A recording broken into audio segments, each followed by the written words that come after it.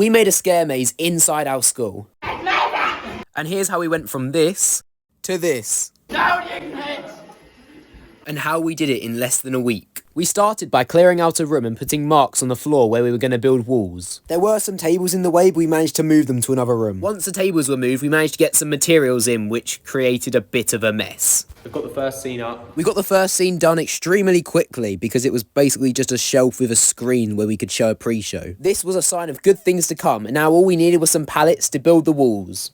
So we're meant to get 34 pallets. We got 4. So we have 3 days to build up all the walls. All the tape needs to be filled up with walls about 2 meters high. And we don't have the pallets. This was a pretty big problem, but we didn't have long to think of a solution. We decided to tie strings across the ceiling where the walls would go, and we used plastic sheets to replace the pallets. But it was okay, because we started decorating and added a pretty cool curtain across one of the walls. Most of the plastic sheets would be black, however for one of them we decided to make it white and covered it with fake blood. The problem was we had unknowingly used a waterproof sheet, so when we picked it up, this happened.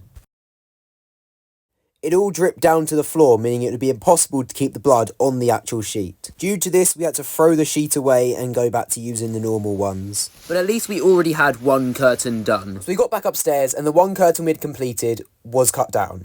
Like, literally cut down with scissors by someone. Basically, it was covering a fire exit, so we weren't allowed to have it up. This was another big problem, but we just decided to crack on and get the rest of the walls done. I know I'm mentioning it quite briefly, but the walls were like the hardest bit of this whole project. We spent like 2 full days putting them up. The walls also kept falling down, which was not fun.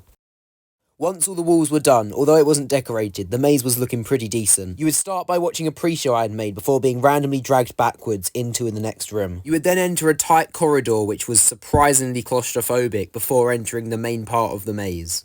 After that, you'd go through an actor-filled corridor and then enter the big finale. I won't spoil the ending just yet. We used up all our pallets in the finale, and then covered them in trees. We used decorations, including 3 big barrels which were incredibly hard to move. We cleaned up the mess on the floor, and then we were pretty much done. We had a test run with the lights on, because we couldn't actually figure out how to turn the lights off yet.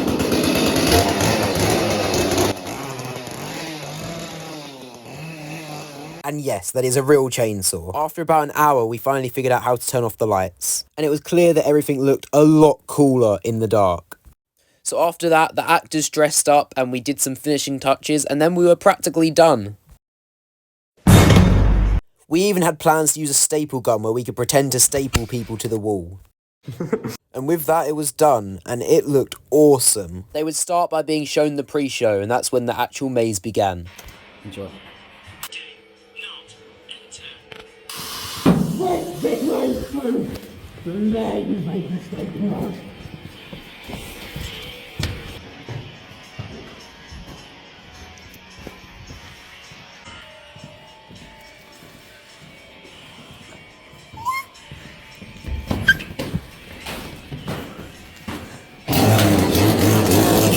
That was the normal one, but we decided to run a more intense version as well. I've seen entering school, that's it. Never seen again. This way, move. Sort him out. Okay, so...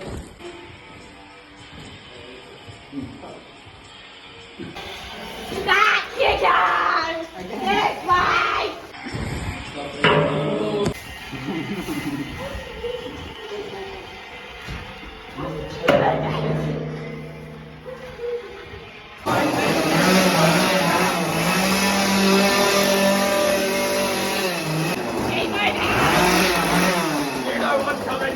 Down you get!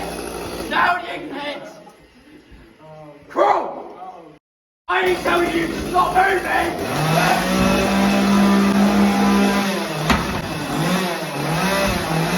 After that, we just opened the maze to as many people as possible and even let some teachers go through.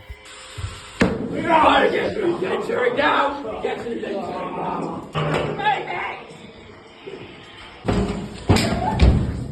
Stop playing! I know what that is!